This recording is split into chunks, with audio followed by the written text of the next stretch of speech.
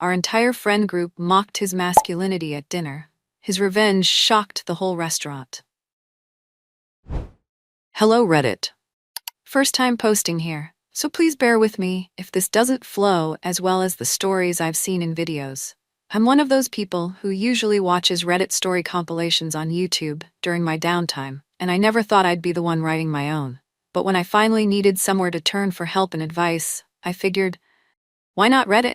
So here I am, typing this out in the middle of the night, scared, confused, and trying to make sense of everything that's happened. I feel like my world is crumbling, and I really don't want to lose my marriage over something like this. I know relationships can hit rough patches and no one is perfect, but it feels like Matt is overreacting this time. He shut me out completely, and it's breaking my heart. I just wish he'd sit down and talk to me so we could figure out a way to move forward. I don't want this to be the end of us. I'm hoping that by writing this post, I can gain some perspective and maybe even show Matt that I'm willing to do whatever it takes to make things right. I'm not perfect, and I'll admit I've made mistakes, but I love him, and I can't imagine my life without him. For the sake of anonymity, let's call me Amy and my husband Matt. I'm 29, he's 28, and we've been married for 2 years. We met in college, and we've been together ever since. Matt is, in every sense of the word, an incredible person. The thing is, Matt has always been his own kind of person. He's quiet, sure, but don't mistake that for weakness. He knows how to stand up for himself when the situation calls for it. He's just not one of those loud, attention-seeking types. He keeps to himself and does his own thing. Honestly, it was one of the things that drew me to him in the first place. He was different. He wasn't like the other guys I dated who were loud, obnoxious, and trying too hard to prove how manly they were. Matt didn't need to do all that. He just was. But I'd be lying if I said there weren't things about him that I found unconventional. Matt has hobbies that some people might classify as non-traditional for a guy. He loves baking, like genuinely loves it. He'll spend hours perfecting a cake recipe or trying out new bread techniques. And knitting. Don't even get me started. I'll be sitting on the couch watching TV, and he'll be next to me knitting some scarf or blanket. It's not exactly what I envisioned when I thought about marrying a man's man, you know? And then there's his obsession with fashion and skincare. Matt has a skincare routine more elaborate than mine, and he's so into it. He's got all these products lined up in the bathroom, and he actually uses them religiously. He also dresses better than anyone I know. He's one of those people who can put on the simplest outfit and somehow make it look like it came straight off a runway. Honestly, he could be a model if he wanted to. At first, I didn't mind much. I mean, who doesn't want a hot husband, right? And Matt is hot. Like, when we go out together, I notice the way people look at him. It's flattering in a way because, hey, he's mine.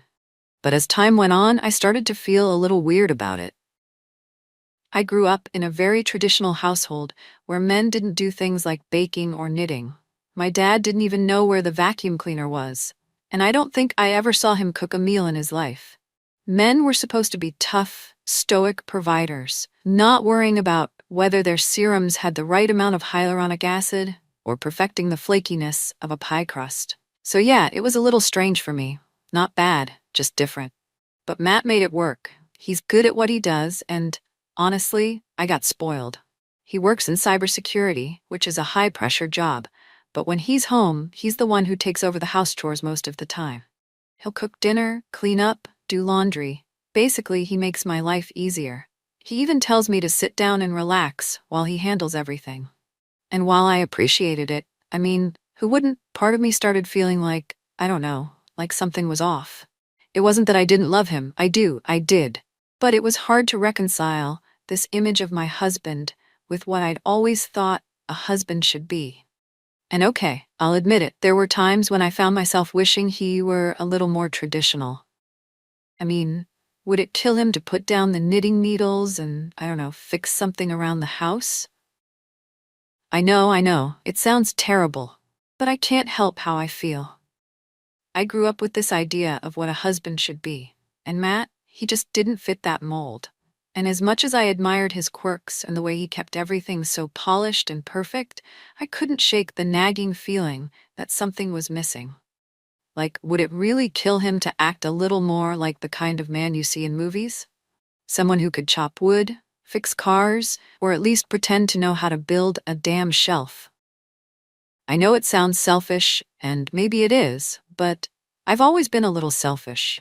I like things a certain way. I like feeling like I'm being taken care of. And as much as Matt did take care of me in so many ways, it wasn't the kind of care I thought I wanted. I loved how he pampered himself and made our home feel like a luxury hotel. But deep down, I wanted him to take charge in a more stereotypical way. I wanted to feel like I had a man in the house, not just a partner who happened to bake better pies than my grandmother ever could. And then there was my friend group, a couple of girls I used to work with before I quit my job to become a stay-at-home wife. Funny enough, we never really connected much when I was working with them. We were friendly, sure, but it wasn't like we were hanging out on weekends or anything. But after I left the job, something shifted. We all went our separate ways. Some stayed at the company, others moved on to different jobs. And of course, I quit to focus on building a home, or at least that's what I told everyone. But after we left, we somehow started making more of an effort to see each other. It started small, occasional texts, catching up over coffee, sharing memes, but before I knew it, we were hanging out regularly. And when I say regularly, I mean regularly. Weekly dinners, happy hours, shopping trips. These girls became my lifeline. And I'll be honest, I loved it.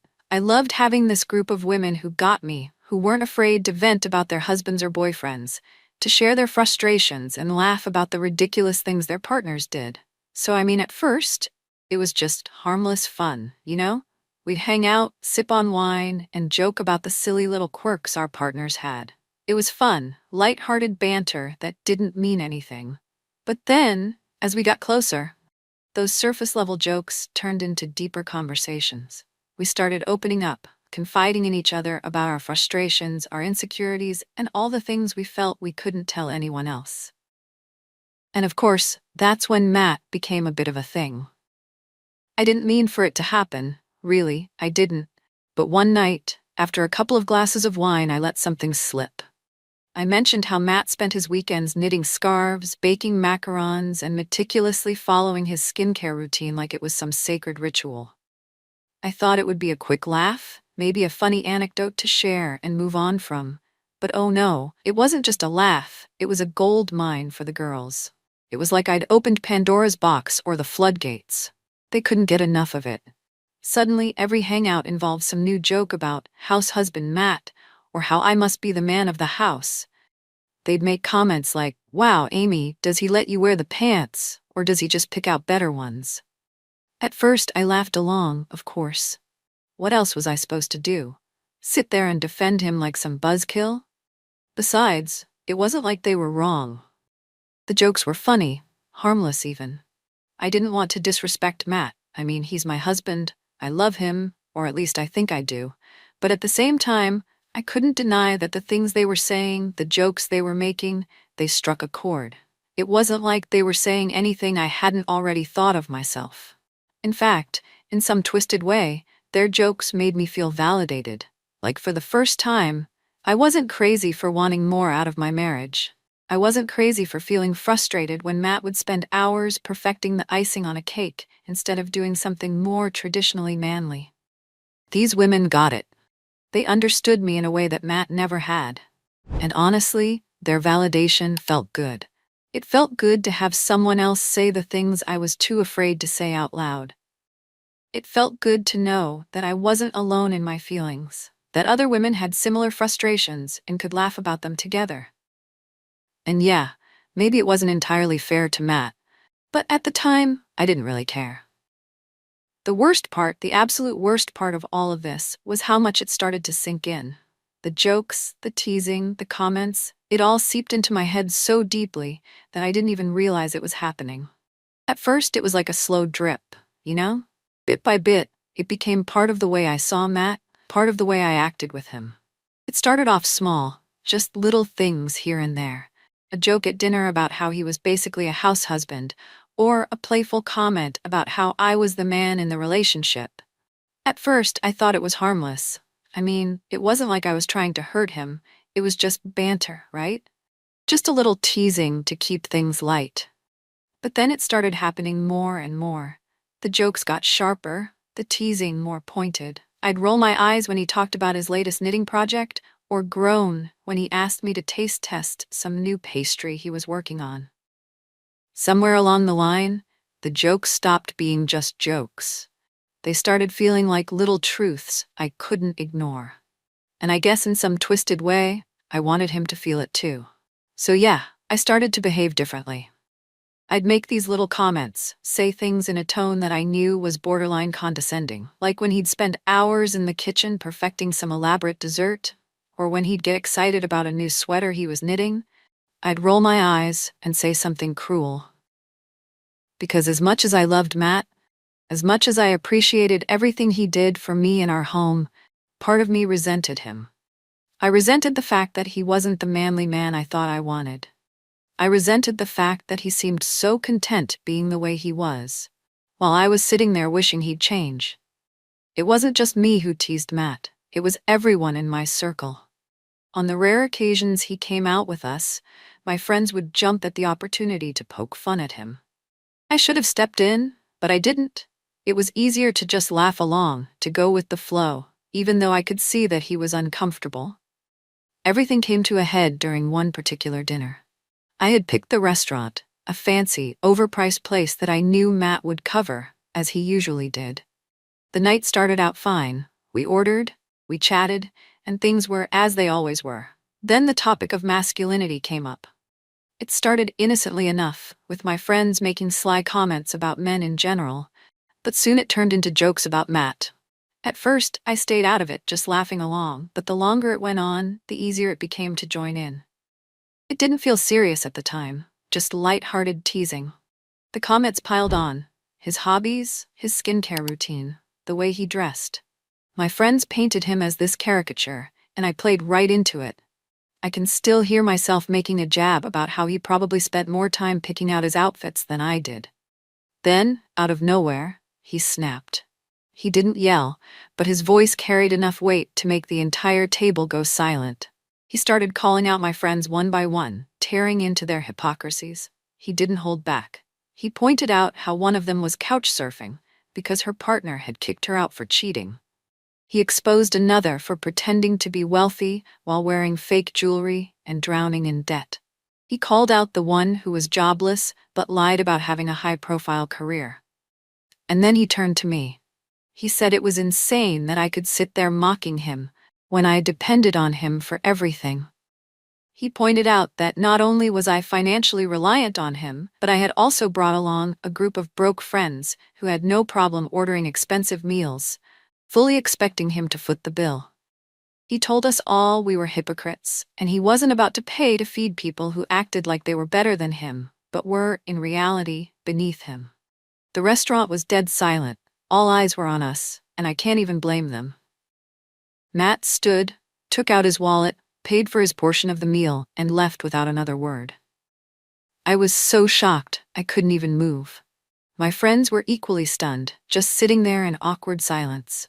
Eventually, the reality of the situation hit. He wasn't going to pay the bill, and neither was I. My friends started whispering, looking at me with panicked expressions, clearly expecting me to cover it, but I couldn't. I told the waiter we'd be splitting the bill. That's when things got messy. None of them had the money to pay for their food. They argued, pleaded, but I stood my ground. I wasn't about to foot the bill for a group of people who had spent the entire evening mocking my husband. I reached for my phone to check our joint account, intending to pay for my portion, but when I opened it, my heart dropped. The account was completely drained. Panic set in. I knew Matt must have withdrawn everything. He was furious, and this was his way of making a statement. Desperate, I called my mom for help. She was livid but agreed to lend me the money. I promised to pay her back, paid my share of the bill, and left my friends to figure out their own situation. I just wanted to find Matt. I called him repeatedly, but he didn't pick up. He had taken the car, so I didn't even have a way to get home. With no money left, I called my mom again, hoping for more help, but she was tapped out. Eventually, I had to call my sister, who sent me enough for an Uber. When I got home, the house was empty. Matt wasn't there. I waited all night, pacing, checking my phone every few minutes, but he didn't come back. By morning, I was a mess. I had no idea where he was, no idea how to fix what I had done. The next day came and went, and Matt still didn't show up. I was in full-blown panic mode, calling and texting him relentlessly. Every call went straight to voicemail, and every message went unanswered. Days passed. 3 long, agonizing days, and there was no sign of him. Desperation clawed at me, and I began searching for him everywhere I could think of. I went to his parents' house first, hoping they might give me some clue about where he was, but when I showed up, they wouldn't even let me in. His mother told me to leave and not come back, warning that if I didn't, they'd call the police. It was clear Matt had told them everything, and they were firmly on his side. From there, I tried his siblings, but it was the same story. They wouldn't give me any answers. Every door I knocked on was slammed in my face, and every attempt to explain or plead was met with silence or outright hostility. It was like I had been completely cut out of his life. In a last-ditch effort, I went to his workplace.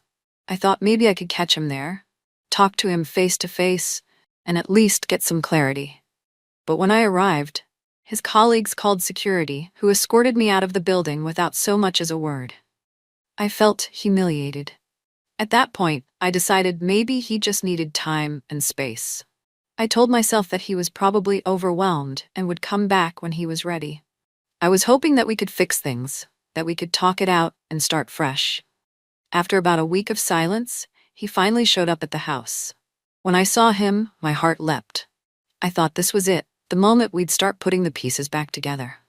I was ready to apologize, to grovel, to do whatever it took to make things right. But his expression shattered any hope I had. He wasn't there to reconcile. He wasn't there to talk. He was there to end it. When he told me he wanted a divorce, I felt like the floor had been ripped out from under me. I couldn't breathe. I started crying, hyperventilating, begging him not to give up on us like this. I pleaded with him, told him we could fix it, that I'd do anything. Couples counseling, therapy, cutting off my friends. I told him I'd already cut them off. I hadn't spoken to them since that night, hadn't even glanced at their texts or answered their calls. I was willing to do whatever it took, but he just shook his head. He told me there was no way he could stay with someone who thought of him as a joke, who looked down on him so much that she'd humiliate him in front of others. He said he wasn't interested in working on it, that he deserved better than to be someone's punchline.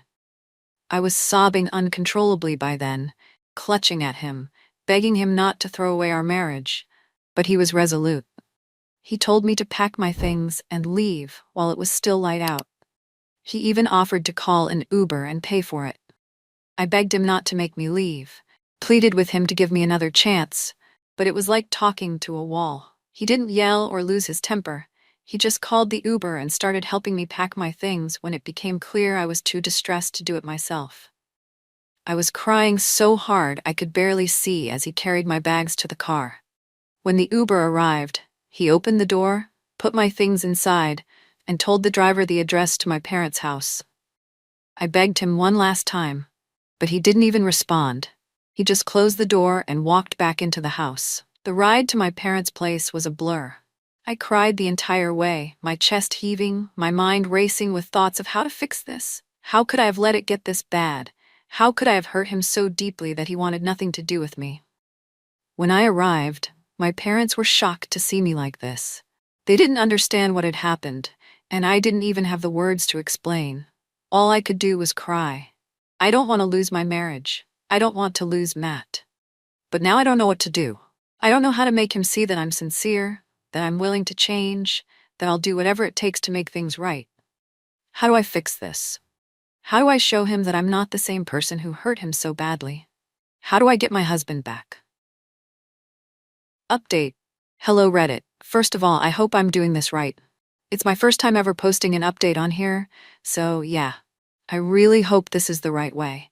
I've been reading through everything, trying to process it all, and honestly, posting here was a huge wake-up call for me. The comments, the DMs about how horrible I was, it hit hard. Like it hurt to read, but it also helped me realize just how wrong I was. just how messed up everything I did was. I've been reflecting nonstop, and I realize now that if I could, I would apologize to Matt 1,000 times more. Maybe that wouldn't even be enough, but I'd try. A lot of people in the comments said some things marriages just can't recover from, and you guys were right. I got served divorce papers. I still can't believe it. It's like I'm in a daze. My parents keep saying I shouldn't be shocked, that I should have known what was coming, but honestly, a part of me was still hoping, still holding on to the hope that somehow a miracle would happen and we could fix this. But now I guess that's not happening, is it? I've been sitting with this, and I know I messed up. I know that sorry isn't going to fix anything. It's a nice word, but it's not some magic fix-all. You can apologize all you want, but if you keep hurting the person you claim to love, that apology doesn't mean much. Matt's done with me. He doesn't want to even give me the chance to make things right.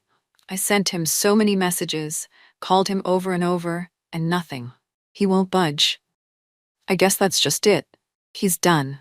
And if that wasn't bad enough, he was my only source of income. Now I'm stuck relying on my parents just to survive. I've broken down more times than I can count. Without them, I honestly don't know where I'd be. Well, I do. I'd probably be at rock bottom. But they've been my lifeline, so I can't even imagine what my life would be like without them right now. I don't know what to do anymore.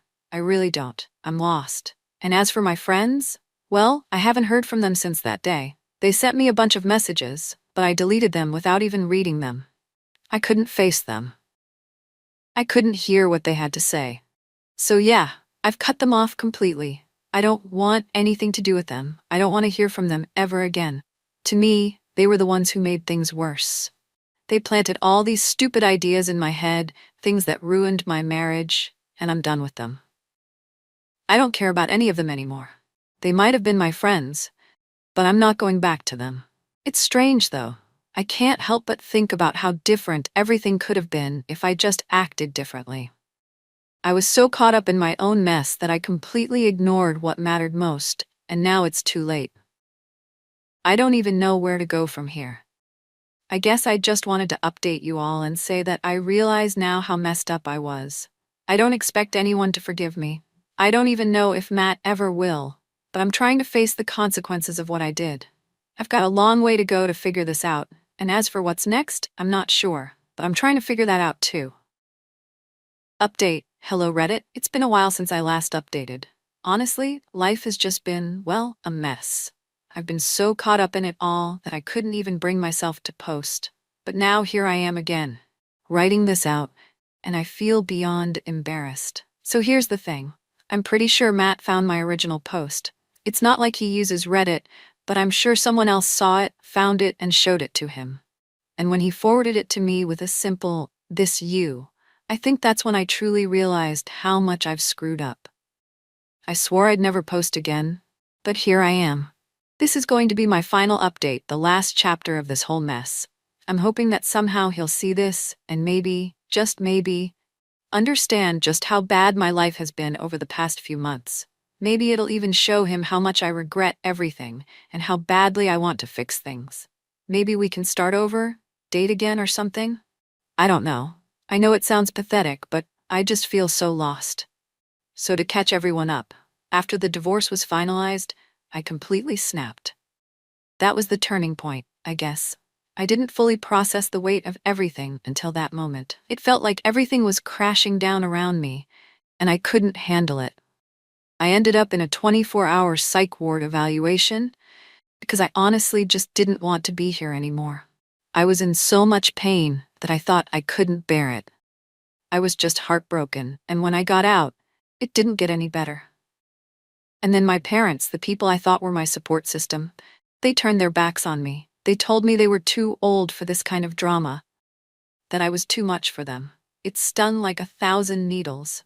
I mean, these were the people I thought would be there for me no matter what. But no, they kicked me out. So I had to pick myself up, barely, and travel to my cousin's place to stay for a while. I had nothing left, no one left. After a while, I found a job as a live-in nanny. It was all I could do to stay afloat. The pay was barely anything, just minimum wage, and it felt like I was working myself into the ground for people who acted like it was a privilege to have me there. It was exhausting, And honestly, it felt like it's not the life I wanted, but it's what I had then. I was just trying to survive.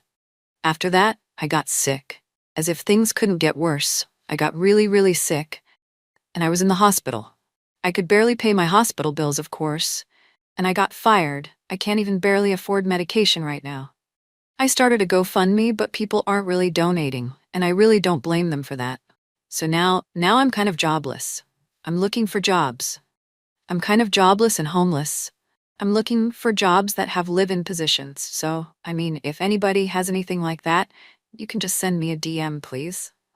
I also had to move back home after I got fired from my job as a live-in nanny. I just, moved back to my home state. My parents still won't let me stay with them. But at least we're kind of rekindling our relationship right now, so who knows?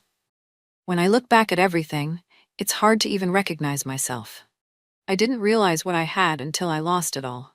I thought I could take things for granted, that it would always be there, but now I see how wrong I was. I've lost Matt, my friends, and any stability I had. I never expected it to go down this way.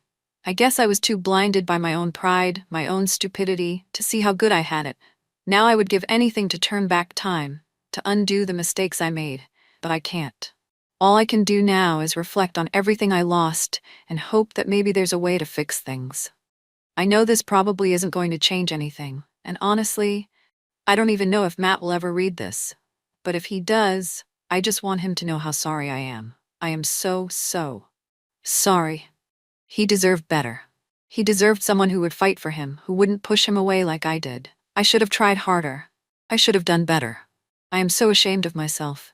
And all I want is for him to know that I would do anything to make it right if he gave me even the smallest chance. So yeah, that's why I'm posting this. My life has been a complete roller coaster of just nonstop misery. And what hurts the most is knowing that if I'd just tried harder, if I had just given more of a damn, maybe it wouldn't have come to this. Maybe I wouldn't have lost everything. I hate myself so much right now. It's like I'm stuck in this endless loop of self-loathing, replaying everything over and over in my head, and the worst part is I don't even know how to stop it. I feel like I'm drowning in my own mistakes, and there's no way out. Sometimes I wonder if this suffering I'm going through is my punishment, my penance for what I've done. Like I deserve this pain, like I've earned it. I think I hate myself because deep down, I know I could have done better. I could have been a better partner, a better friend, a better person, but I wasn't. I was selfish. I was careless. And now I'm paying for it in ways I never expected. It's hard to admit this, but I think the hardest part is knowing that I don't have any idea how to fix things. I don't know how to make it right. I've tried apologizing. I've tried doing better, but sometimes it feels like it's too late. Maybe it is too late. Maybe I'm just stuck in this mess forever, and that's what I deserve. Maybe Matt will never forgive me, but if somehow, some way he reads this, I want him to know that I am truly sorry, and I would give anything to turn back time and make things right.